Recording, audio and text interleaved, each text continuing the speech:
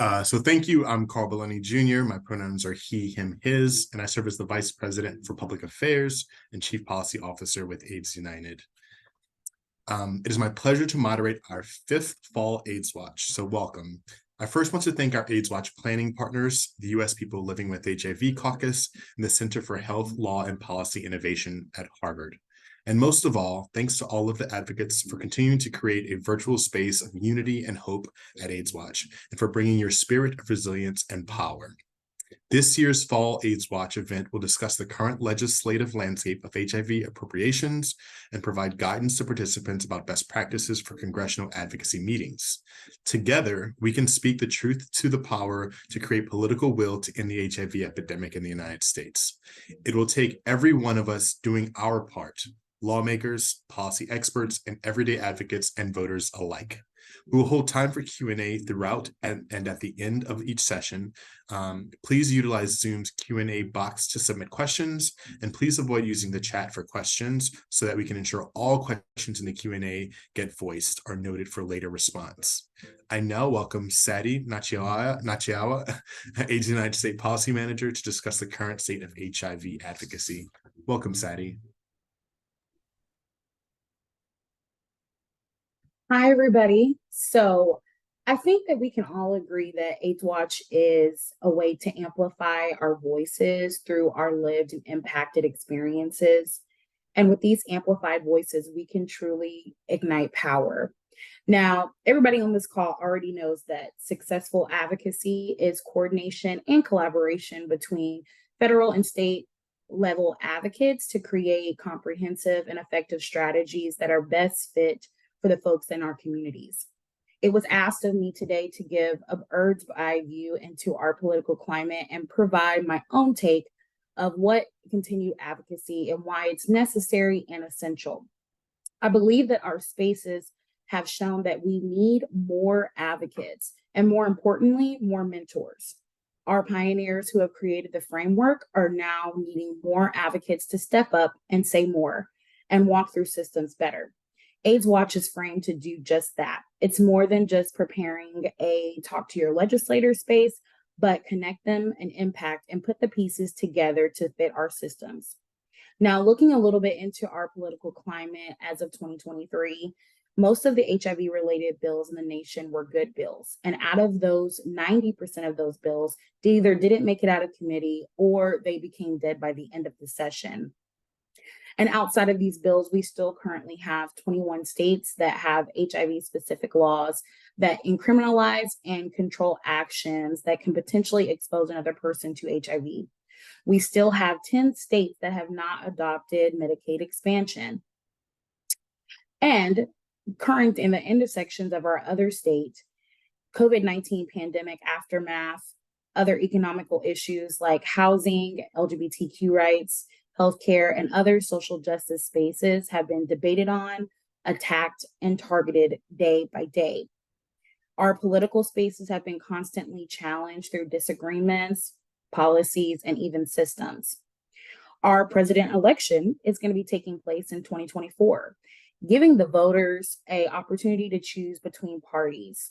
It's been viewed that the stakes could not be more higher, as our funds, rights, and systems could be at stake if we were to see another Trump administration. The makeup of our Congress calls for attention. Now in 2024, all 435 House seats are up for re-election and 33 Senate seats are up as well. We are seeing that our HIV champions in Congress are reaching retirement age. This space is now to call on newer members of Congress to get them invested and to make them our champions, because that's where advocacy proves stability. We see that power and control through the House and Senate majority, political infighting, and disruption. For example, election of the House Speaker has greatly impacted our ability to pass a budget. Now, speaking of budgets and allocations of funds, funding is such a hot topic for our space and ammo for our advocacy work. Funding is the reason for all of our community inventions, all of our programs, and all of our systems. Funding is regularly attacked. The more that we recently saw as a proposed elimination of funding cuts for ending the epidemic initiative, as well as the HOPPA program and other severe cuts in other programs. Without funding, our programs cannot stand. We need funding for capacity, and we need capacity to impact lives and continuously improve our systems for the better. And how we advocate at the federal level is vital to the state level, as it creates an interconnected relationship between two governments. For instance, federal agencies often allocate funding states with other programs, and because of that, our state level advocates work to secure federal funds in their state, assuring that even local needs are addressed. In addition, coalition spaces like here with you all right now, and research and data collection proves that what you do at the top, at the federal level, is how our states can be impacted in our local levels. So, why are we here? Why is all of this important? The fight for access, education, awareness, and systems need more advocates, advocates who are strategically disrupted, interconnected, and resourced. It's already been shouted that we are together stronger. Our knowledge allows us to continue to get better with time. For over 30 years, we have fought hard on some gains in many areas that allowed us to be here. And that would have happened without continuously advocacy over and over. AIDSWatch allows us to prevent regression, enforce the importance of equality and justice. I believe that advocacy has shown to be also intersectional and is more importantly essential, as we know that people living with and impacted by HIV are continuously hit from all directions. Advocacy for people living with and impacted by HIV is important for access to healthcare, transforming conversations, and strengthening healthcare systems, and expanding coverage to contribute better outcomes and quality of life. I think that advocacy can break down explicit biases that our society has created with intersectional conversations and required us to use cross-sector collaborative movements to build momentum. We know that advocacy is building relationship for power. Seems to me that we're all here for a unified empowerment. And I think we're ready for some questions. I've been talking too much. I'll turn it back over to you, Carl.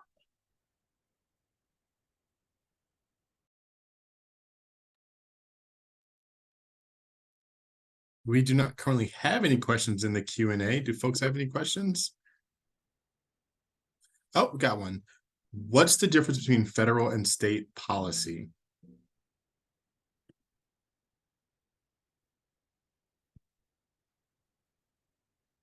Oh, I guess they're waiting on me to answer that. Who was it that answered so I can make sure I announce them for answering the question? I can't think. I don't have that. Let's just go with the response. Okay. Well, so federal level, we're talking about Congress. So if you are in DC, that's going to be your federal level. If you are in state, depending on where you're located. So for instance, I'm in Texas. My state level work would be at the Capitol, and is pretty much mimic the same between the difference. The only difference is that a lot of our federal work is overall, and our state level work is really what happens in individual states. I hope that answers the question. I think I would just add that, the federal programs that we all depend on for the HIV sector are programs like the Ryan White program, and prevention, things out of the CDC. So in terms of federal advocacy, the safety net would be the main the Ryan White program, the main safety net program that we'd advocate for at the federal level. Okay, we've got some more questions. How can we get involved? Well, one, you're here today, so you're with us. So that's the first start. You can definitely go to our website at ageunited.org, where you can find out more information and resources available. There's also other websites. I know CDC is a good one. And also just getting involved is finding your local coalition spaces. So if you are in a state that's active and doing work, or maybe you're not, finding those spaces to really just have good conversations. Again, most of the work that we're doing really starts at the bottom and goes all the way at the top. Great. I think another great way to get involved is continue to participate in AIDSWatch programming. So, this is a mid-year check-in, but I think as most of you know, the in-person AIDSWatch event will take place in early March. And that's a great opportunity to come and build skills and actually go to the halls of Congress and advocate for the policies that we need to end the epidemic. Are there specific states and districts that we are particularly worried about, Sadie? That one threw me for a loop. I mean, as far as certain districts, I think if you're a non-medicated expansion state, you're definitely probably going to be at risk, for sure. As far, yeah, somebody put in the South and Tennessee for sure. I think it just really goes on to as far as knowing there's not necessarily any districts that I'm aware of or educated on that could be at risk. I do believe that because our programs are such at a space vital as far as important around funding, I think it's really important that we focus on our ending the epidemic jurisdictions, if that makes sense.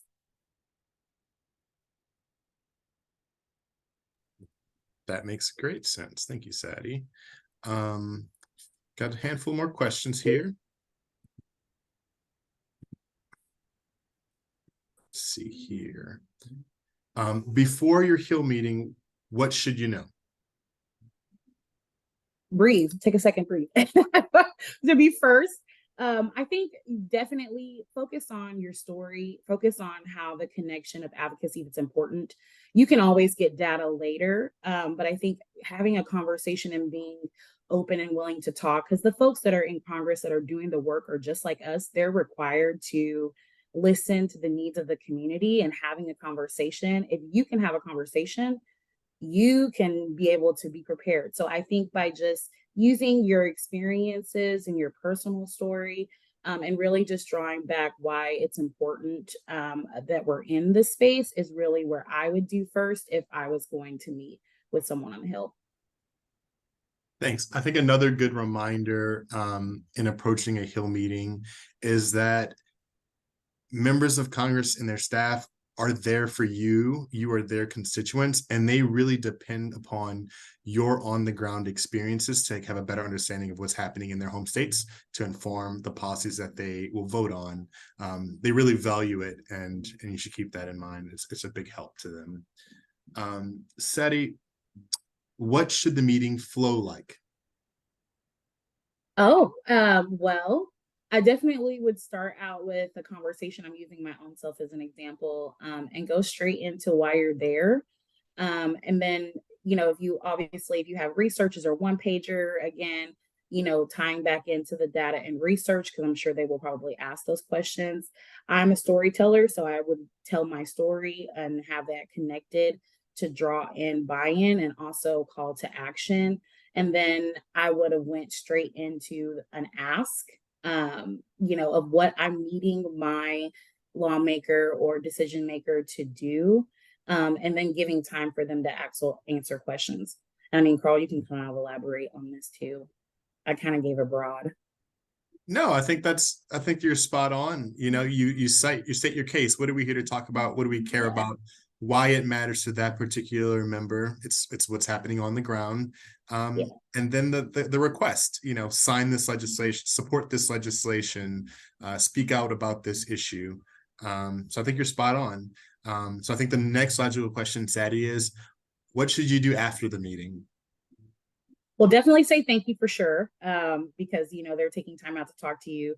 I would do a follow-up as well too, whether it's contacting them later and thanking them for the call, providing any updated information during the conversation, because sometimes lawmakers will ask for a question of things and you may not have that information. So doing a follow-up with email with information, whether that's data, or things that they might not be educated on for it, and then go to them again and meet with them again.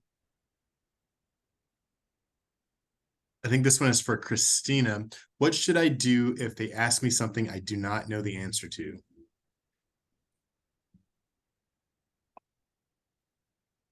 I would recommend just admitting that and just being like, oh, I don't know. And that's totally fine. Yeah. And, you can absolutely take advantage of that and use that as an opportunity to follow up with the answer to said question and whatever other information you would think would be helpful for them to know. I think that's spot on, and it actually dovetails with the previous question about what to do after the meeting. As Sadie said, you want to offer thank yous and restate your top key points and ask. Follow up after a meeting with that thank you and any information that you were not able to provide in the meeting. We're not expected to be encyclopedias. There's a lot of content that's covered. So just making sure you're following up to nurture that relationship. Additional ideas. Christina, do I need to have gone to AIDSWatch in order to be a state coordinator for AIDSWatch? Not necessarily. I think that it would be super helpful to be able to have that experience. Because being a state coordinator essentially is the person that's helping other folks who have never been to AIDSWatch to be able to navigate the experience, particularly on the Hill, because that could be a bit daunting with all the different buildings. So if you've already had that experience and you're familiar with what a Hill day would look like, then you should feel empowered to follow that. But if you've never experienced that and it'll be your first time, you may want to try it out and see if it's something that you would want to do. Thanks. Another thing, Christina, I think that's come up is around sharing your personal experience. What if, do I need to share my own personal experience? And what if I'm uncomfortable sharing my personal experience? How can I conduct the meeting? Yeah, great question. No, you don't have to share your personal story. It's yours to share. People feel different levels of comfort with that. And, I think ultimately you should only share what you feel comfortable sharing. And it, in doing this work and doing advocacy, you're not advocating only for yourself, you're advocating for your community. And if there are, issues that you want to bring up from your community, that is a story that you're sharing. And it's not necessarily your personal story, but it's stories that are from your community. The only thing that I would be a bit wary on is sharing other people's personal stories that they may not feel comfortable sharing. So I just think that is something to be mindful of. But if you have general insights from your community, you can feel free to bring that into the space versus something that personally happened to you. Thanks. Sadie, so back to you. When we're advocating at the community level, what are the best sources for showing the need for more funding and support? Our personal experiences, for sure. Sharing most community spaces are pretty open and transparent. I think by pushing that and really speaking to the folks that are on the local level is really important in small spaces. So getting the folks that are able to make decisions even at the local level to the state level. So like, for instance, like in my state, like our spaces that do talk about issues and things around funding and programs and even grants, we technically have like our local folks who are either in a city official of some sort or they work at the health department. These folks that are actually able to make decisions on how as funds are being allocated, pulling them into the conversation and having them also at the table is really important. Again, it's a lot of transparency that takes place, and I'm only speaking from my experience. I'm going to do two more questions. Many folks who work for state health departments and or government entities feel they cannot advocate. They actually cannot lobby, but they can advocate or educate. It gets very confusing for the government employee and they fear there could be repercussions. Maybe you can clarify this point for the group. So are they asking like what exactly they would need to do or how they can actually advocate? Making sure. I'm just clarifying too. They're asking if state government workers for state government agencies can advocate for policies. I know they can't lobby, and you guys can correct me on this. I don't think they can lobby, but I mean, advocacy work, you can do that. You don't, that doesn't have a place on it as need be. I think obviously like relationship politics kind of go into that, and then also to the space itself. But I mean, there's not any like level that says you can't. I wouldn't recommend lobbying. Yeah, that's right. I think the distinction is education versus lobbying. Right. As advocates at state organizations, you know firsthand what's happening in your communities. You can talk about what's being experienced on the ground, how resources are being deployed, what gaps exist in resources, but not advocate for specific legislation or policy action. I think that's going to wrap this portion of Q&A and move to a bit of a training session. That we kind of gotten some questions that I think the training that prime us perfectly for the training session. So let's have a mock congressional training with Christina. Hey everyone. My name is Christina Adelike. I use she, her pronouns, and I'm on staff with AIDS United. We're going to be doing a mock congressional training. What we'll do is kind of at a high level talk about before the meeting, what to expect, what will the actual meeting look like, and a little bit around follow-up during the meeting, or following the meeting rather. We'll also do a mock meeting for you. We'll have 2 meetings set up for you all to watch and critique after. But just off the bat, to prepare you for before said meeting. And just before I go into it, there's going to be a resource guide kind of detailing before, during, and after the meeting that will be sent to the full group after this event. So be on the lookout for that. But right off the bat, before the meeting, I would definitely recommend to just breathe, stay calm. Ultimately, you know, we're all human beings, and that is also something to remember. You know, whatever your background is, whatever your personal story is, you absolutely deserve to be in this space. And in the same way, you want your humanity to be respected, you want to respect the humanity of whoever you're going to be meeting with in the office. And so I think before getting to the meeting, you absolutely want to do your research. I think that was maybe referenced before earlier, but I think doing your research, being able to get the lay of the land as to who you're going to be meeting with, you know, whether the office, the staffers, you can look them up online, you can look up on social media, you can pull voting records, you can see where these legislators fall on your policy priorities and see if there's some alignment. You may find that y'all went to the same college or you have similar hobbies. Being able to make those connections can be really helpful in your overall advocacy efforts.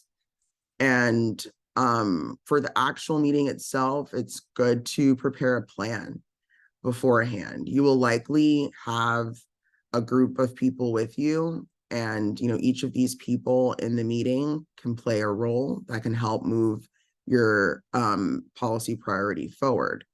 You need someone to play the facilitation role. That person will, you know, start the meeting, start the introductions, keep the meeting moving on track, and to help end the meeting if need be. You want someone to also play the role of a note taker or timekeeper, to obviously take notes, to write down like what the vibe of the meeting was like, who was there, what was discussed. That's important information that you can refer back to later to know if this office is going to be helpful or not. And also when keeping time, it's helpful to keep everyone on track for time for obvious reasons. The storyteller. I know this came up in the Q&A portion. This person is the person that's going to be sharing, you know, their story or a story. It doesn't have to be their personal story, but the person that's going to pretty much be the face of the policy priority, bring the heart of why you're here. And you also want a fact knower. You want someone to be able to bring stats and to bring data and to bring any sort of tangible evidence in support of your policy priority. And also having someone to like commemorate and take a photo of the moment. You know, a lot of legislators want that good publicity out there, and you know, they'll be very happy to get that photo, and that could be used as an opportunity to show your support for their support for your policy priorities. This could also happen in a virtual meeting. You can just do the screenshot setting on your computer, but being able to get that photo out and tag them can go a lot further. And that person, maybe a more quiet person in your space or in your group, can take on that role. Also in the planning piece, you wanted to figure out what the flow of the meeting is going to be like, who's going to go when, and also most importantly, have a clear ask ready.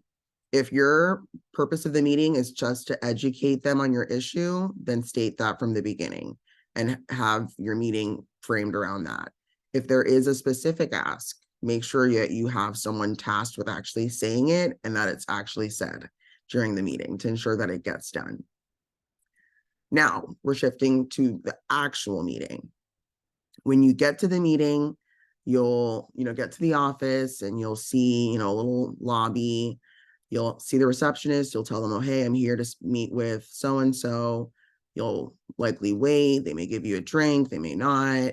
You may find other people from other groups are in the waiting room too. So that's a little jarring. It's not just you. In the same way that, we're all advocates for HIV, and that's something that we are prioritizing. There are so many other different things happening and a lot of other types of meetings that advocates are advocating for. So don't be alarmed by that.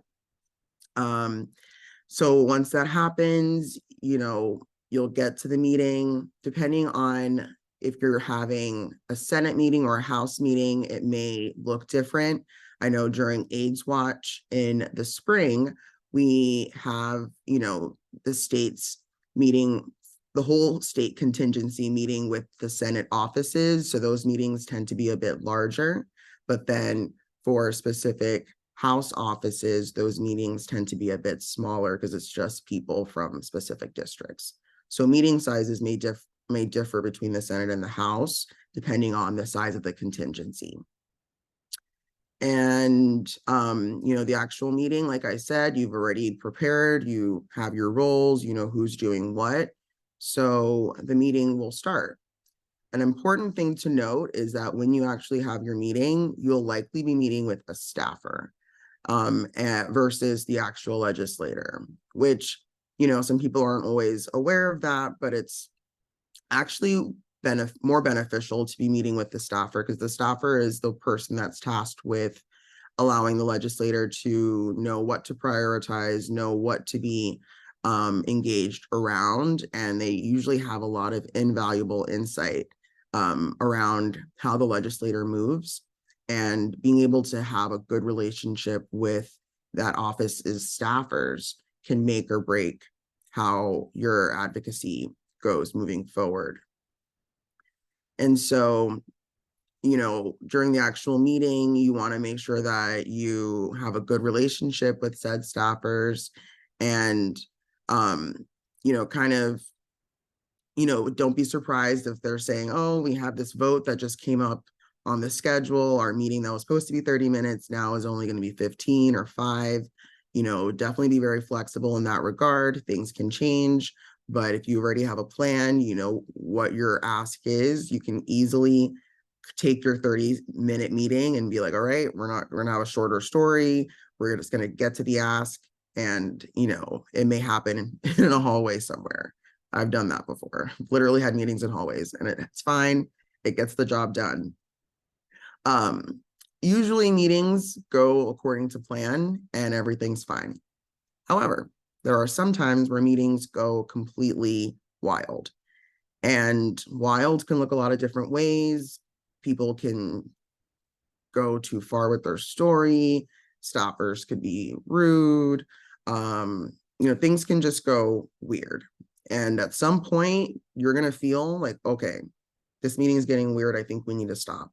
At that point, just very nicely say, all right, thank you so much for your time. We're going to wrap up this meeting, and, thank you for your time, and just respectfully end the meeting. You don't have to try to make a miracle happen if the meeting is already gone out the window. Don't waste your emotional energy on that. Just remove yourself and the group from the meeting, and then remove yourself from the building, the actual building, and debrief with everyone and make sure that everyone's okay after the bad meeting.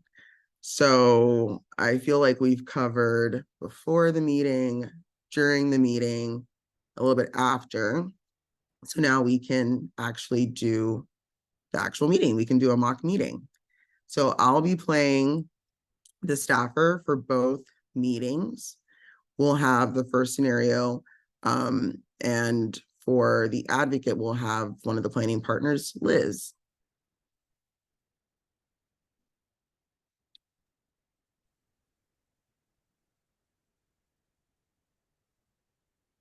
Should I jump in?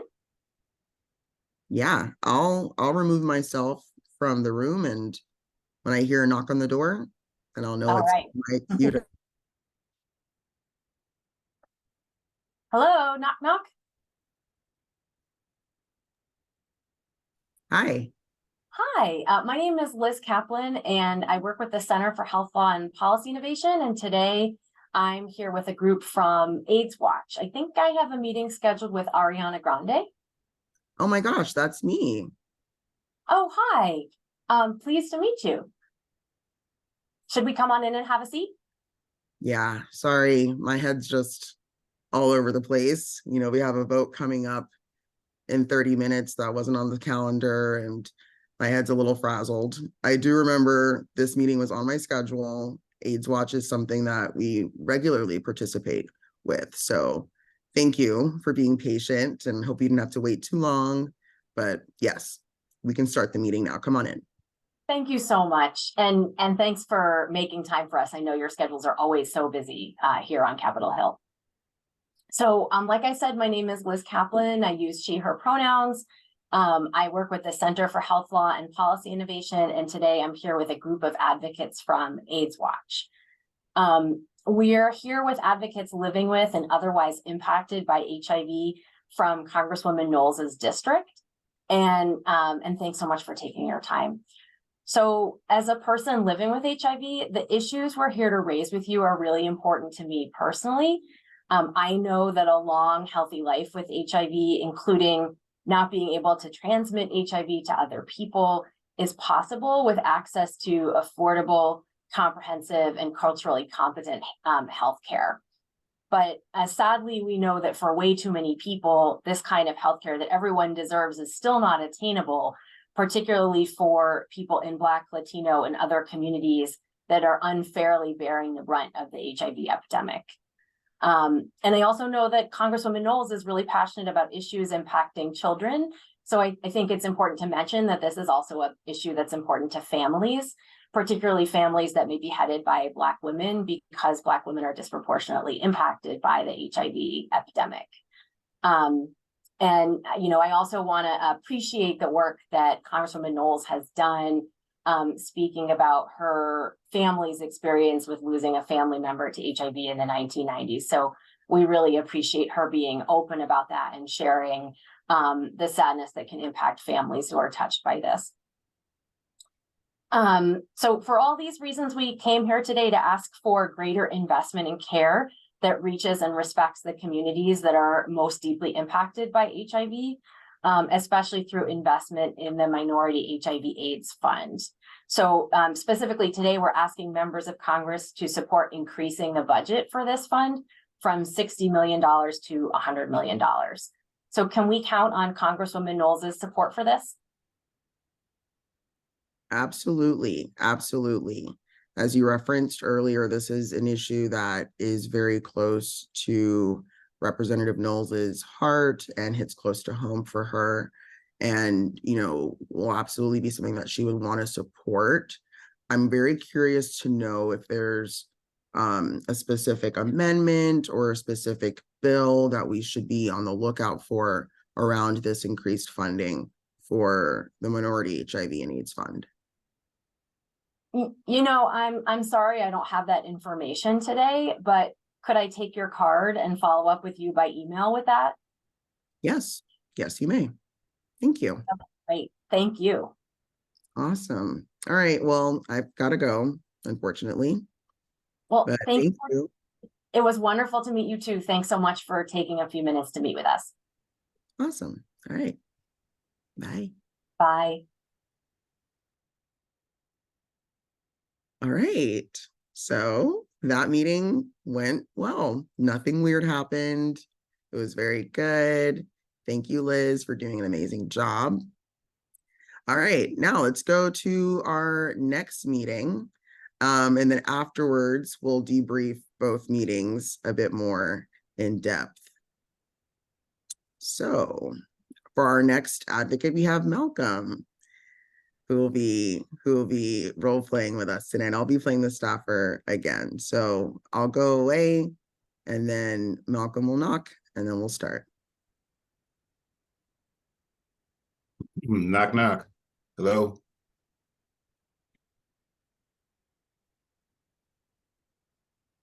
Hello. Hello. Hi, good afternoon. My name is Malcolm Reed. I'm with the USPL HIV Caucus, and I'm here with a group of people from AIDSWatch. And we're here to meet with the Chief of Staff, Elton John. Is he available? Elton's sick. Wow, I'm sorry to hear that. I'm sorry to hear that. Elton's sick. Well, 1 second, 1 second. Let me see. Let's see what's going on. Hold on. Hey, does anyone want to take this meeting? Anybody want to take it? Anyone? All right. Well, I guess I'll take this meeting. I'm sorry I didn't introduce myself. My name is Jenny. I'm an intern. It's my first week here. Thank you. But yeah, I can help take this meeting for the senator. And I'm sorry, I didn't catch your name. What was your name again? my name is Malcolm Reed. Malcolm. Nice to Awesome. meet you, Jenny. Thank you. Thank you. So what did you want to talk about? What was So about? we are here every year. AIDSWatch comes to DC to talk to our legislators and senators about things impacting people with HIV. And right now, we're here to ask the senator to vote no on the appropriations amendment that would eliminate funding for HOPWA.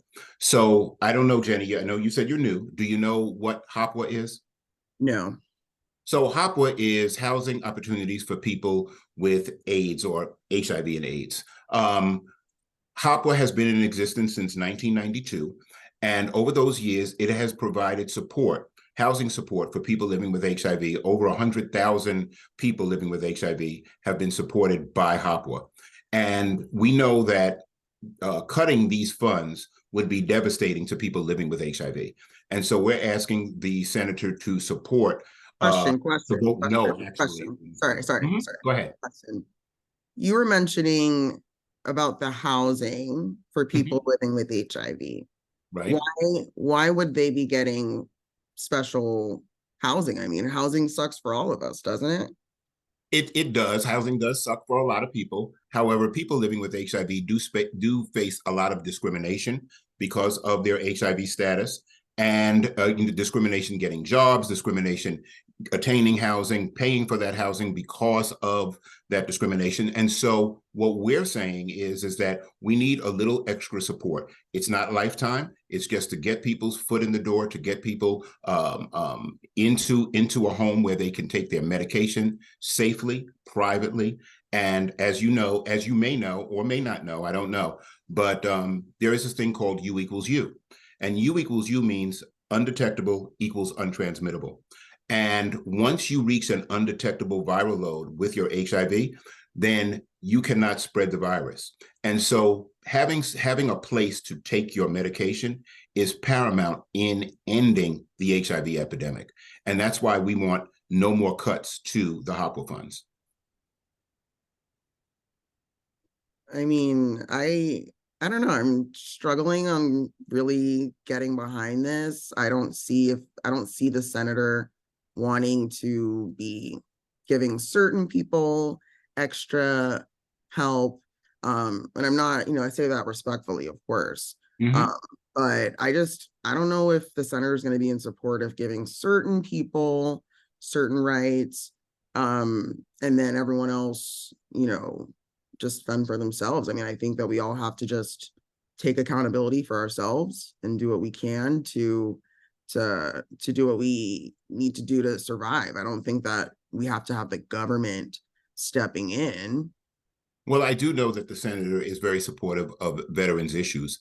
And what we know is that out of that 100,000 people that the HOPWA funds have helped, many of them are veterans or current military.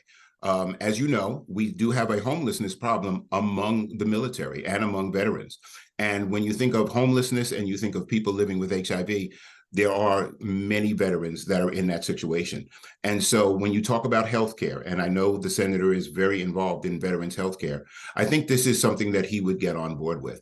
But I tell you what I'm going to do. I'd like to leave you some information, and you can pass that on to the senator. And I can even contact you guys when you get back, to North Carolina. I am, a resident of North Carolina, and I would be glad to come by and have a conversation with you and the senator and just give you guys a little bit more education and knowledge about the HOPWA funds and what that means to people living with HIV, as I am myself. Okay, yeah, because Elton, he's more into the housing stuff. I think even outside of his work, he's like about it. Definitely we can circle back. I think this will be better. I think that you would have a more productive conversation with Elton. And we can, I guess, do that. Thanks. That would be excellent, Jenny. Thank you so much. So I'm going to leave this packet here. It has all the information, and my card is here. And I will take the action item to get back in touch with you guys and make sure that we can have that conversation. Thank you very much. Bye. Have a great day. You too. Oh my gosh. Good job. Good job. Yeah, We're that back. was excellent. That was fun. We're back. All right. So Malcolm, Liz, you both had very different experiences. So I want to hear from y'all. What was that like? Liz, and then and then Malcolm. Sure. Thanks, Christina. I mean, obviously, my meeting went well. I was welcomed. The person I was trying to meet with was there. She seemed to have some familiarity with the issues and with our group. Kind of most importantly for me, I told my story and I felt heard in the meeting, and I felt like I got a positive response to that. So that's kind of a best case scenario. I also did my research beforehand, and I tried to work in some of the Congresswoman's interests. You may or may not be able to find anything kind of as useful as what I had available to me, but it's always worth it to look before you meet and try to see if there's some way to connect this person's interests to what you're asking for that day. And I got in my ask at the end and was able to get a positive response to my specific ask, and we'll follow up with a bill number for her. Yeah. One piece, should I go into share the thing about sharing your personal story? Absolutely. So I just want to flag for folks that, if you're comfortable, we encourage you to share your story and tell about why it's important for you to be on Capitol Hill that day. That said, especially if you have not shared your story in a Hill visit before, you should be aware that it is emotional labor, even in the context of a positive meeting like that. And so kind of think ahead about what do you want to share? What are you comfortable sharing? There may be some meetings where you're comfortable telling a personal story and other meetings where you're not comfortable. So that decision is completely up to you. But if you decide to, bear in mind that this is your opportunity to kind of tell your story and connect that to the work and to why you're here and why this is so important to you. Mm-hmm. So Malcolm, yeah, and so experience. Yeah, so obviously my meeting was a little bit different. There was and I'm not even going to call it pushback. I'm going to say I didn't meet with the person that I was supposed to meet with. Right. So the research went out the window. Right. And then the person that I was supposed to meet with, the person that I did meet with was new, basically had no clue. And so it now becomes a teaching moment, right? And so I brought the ask up early in the conversation so that I could start talking about HOPWA and start to make Jenny aware of what HOPWA was. And then once I did that, and I saw her eyes roll back in her head, and we got the, everybody's got to pull themselves up by their own bootstrap speech. Then I was able to relate it to what I knew the senator cared about. And having done that research, the senator cares about veterans issues, and the senator cares about healthcare and that type of thing. And so you have to use everything that you've got. So when you're walking into a meeting where you've done some research, this is not going to be a friendly atmosphere, it's imperative to have as much of that research at your disposal as possible. And then even go through some role plays like this with the people in your group prior to walking into the meeting, because then you can start to pull that stuff out of your bag, if you will, a little bit faster. If he says this, then you can say this. If she says this, if they say this, you're able to just grasp it because you've got a hold of the research and you know what's going on. I didn't get to the part about his granddaughter identifies as transgender, because at that point, while that is public research, I don't know what that staffer knows, right? So I was like, maybe I could say that, maybe I won't. But my thing was, hey, I do know that he is supportive of veterans issues, especially healthcare. And that's the buzz for me, right? That's the linchpin. And if I don't get anywhere with that, then it's time to end the meeting, and end the meeting respectfully and say, hey, let me, leave you some information. Let's get back together another time, when Elton John is not in concert, when Elton, is available, or even when the senator is available. Absolutely. You navigated that so well. And I think both of y'all did a great job. And I just want to thank y'all for going up to the plank for these meetings. And I hope that this was helpful for those watching. I feel like these types of meetings can absolutely happen in a lot of different scenarios on the federal level, like at AIDSWatch, but also in your own state.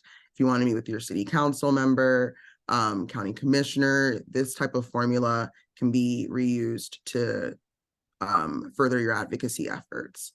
So I will go ahead now and pass it back to Sati for state recruitment.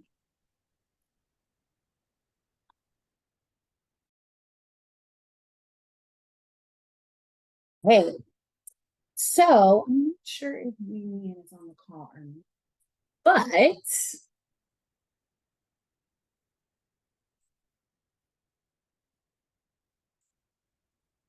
so we know that we've gotten a chance to kind of envision what our day is going to be like, a part of AIDSWatch, but I wanted to talk about possible like leader skills and like taking your leadership to like a whole nother level. I'm going to give Marianne maybe like 2 or 3 minutes to kind of talk a little bit about their experience as a state coordinator, and then I'll come back in.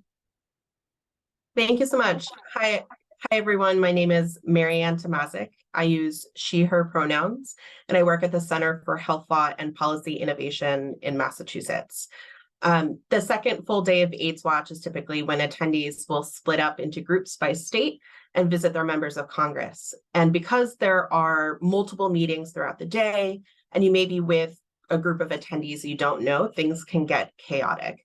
And the state coordinator can help with that. From personal experience, I've been a state coordinator 3 or 4 times for Massachusetts, and sometimes we've combined with Connecticut and Rhode Island, combined forces among smaller states. And I offered to be a state coordinator in part because I saw how valuable the role was when I attended my first AIDSWatch. I saw the value of state coordinators in two points. One, state coordinators can help ease nerves and are in a position to help make this a great day for all advocates, new and experienced alike. And they can also help prevent issues before they happen. For me, speaking at a congressional meeting the first time was a bit nerve-wracking. especially if you don't know anyone in your group, or you just aren't used to being in a meeting with a staffer or a member of Congress. And so a state coordinator can help foster connections within the state group, help introduce new attendees to each other, and even set up a lunch spot so that if you do get divided because your state delegation is larger, that there's a moment, a quiet moment throughout the day where you guys can just come together and connect over how meetings are going and get to know the folks from your state. A state coordinator can also help the group know what to expect. Christina had talked about the different roles that can happen. And when a state coordinator takes the time to pre-assign those roles and go over who will say what when, you help people make more comfortable about their part in the meeting. In the past, when I've had folks within our state delegation who had some anxiety over their part in the meeting, we set aside about 10 minutes just to do a dry run and work out some of the nerves beforehand. State coordinator is also in a position to make sure everyone has space to share their story. And this can be especially helpful when you have a team of that is a mix of folks, some who are maybe more used to talking with staffers and those who are new to it. The state coordinators in many ways are also the first line of defense and can help prevent or troubleshoot issues. For example, they can deal with any of the logistical issues with a meeting. So for example, in my first AIDSWatch, we had back-to-back meetings that were just too far apart. And so my state coordinator helped us split up into two groups with folks who were comfortable taking on a meeting with a smaller, just with another partner. And therefore, we didn't have to run across the hill and risk being late for another meeting. This is also really helpful if folks in your group need accommodations that or needs that just haven't been met yet. You can be a person to help identify that and connect them with AIDSWatch staff. And then I'll just also share that, there is some personal benefit to it. It's a great way to this role. It's a great way to connect with your colleagues, particularly from the state that you live in, and also to practice leadership skills in a relatively low risk setting. AIDSWatch attendees are supportive and passionate, and everyone there understands what it's like to be new at something. So even if what you are new at is taking on a leadership role or being a state coordinator for the first time, no better place than AIDSWatch to kind of practice those skills. So thank you for letting me share a few thoughts about the state coordinator experience. I know there are others on the webinar that have been state coordinators in the past, and if you'd like, feel free to share in the chat your favorite moments or memories as a state coordinator, or what advice you'd give to someone who's thinking about stepping into that role for the first time. And with that being said, I'll pass the mic back to you, Seti. Thank you so much. So I'm calling all community weavers, all cross-sector experts. We are now seeking individuals that are interested in being a state coordinator. So if you feel like that this is a role for you and you just want to take that extra notch up for leadership, I will put my email in the chat. Please reach out to me. If you have some more additional questions about being a state coordinator, you can put that in the chat, or you can simply email me. I think this is going to be such a great opportunity for those who haven't been able to have that opportunity, and for those who have previously had it, to take up that new role again. And we'll turn it back over to Carl. One question that we got that I think connects to the state coordinators piece is, will I ever be in a meeting alone? I'm a new advocate. No, you won't be in alone. You might be in a larger group, but you won't be alone. So state coordinators will work with new advocates in particular to make sure that they're paired with a more experienced advocate or a state coordinator.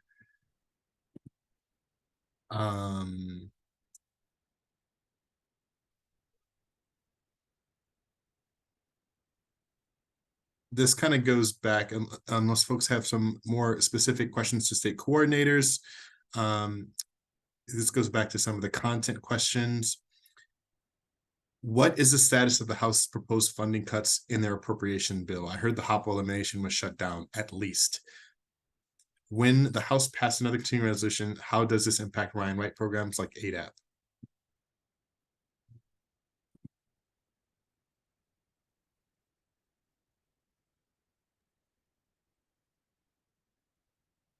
Who's that question for, Carl? Liz. Sorry, Carl, can you repeat it? I missed some of Yeah. it. What is the status of the House's proposed funding cuts in their appropriations bill? I heard the HOPWA elimination was shut down at least, but when the House passed another continuing resolution, how does this impact our Ryan White programs like ADAP? So it's two-part, HOPWA and Ryan White. So I think it's correct that the HOPWA attack was shut down, although I think Drew would be more up to speed on that. And again, I would probably also defer to Drew on the latest appropriations updates as far as Ryan White asks. Sure, just really quickly, the HOPWA amendment was in fact voted down thanks to a huge effort from community to fight back against it, as was an amendment to eliminate the remainder of Minority AIDS Initiative funding in HHS.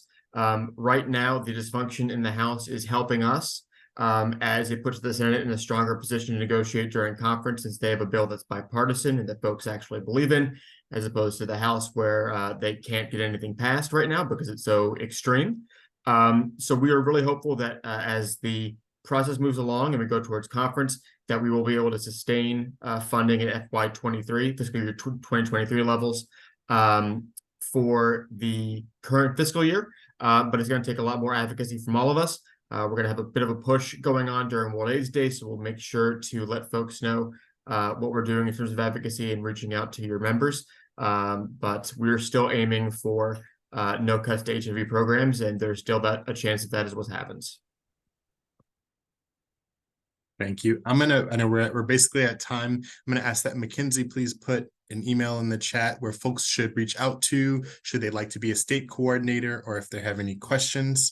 Also, if you're with an organization that would like to sponsor AIDSWatch, we cannot do it without the support of the community-based organizations that are serving in their communities. That means getting your folks to AIDSWatch and particularly sponsoring the event.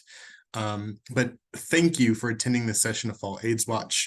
We encourage you all to attend the Spring AIDSWatch, which will be in Washington, D.C., March 17th through the 19th in 2024. We'll share information about event registration and scholarship applications in the chat. And additionally, we want to hear about your experiences at Fall AIDSWatch this year. Please fill out the survey linked in the chat to share feedback, which can be done anonymously. Again, AIDSWatch 2024 event registration, link in the chat, scholarship applications, and 2023 follow-up survey. Thank you so much for your time and attendance, and we look forward to seeing you in March in Washington, D.C.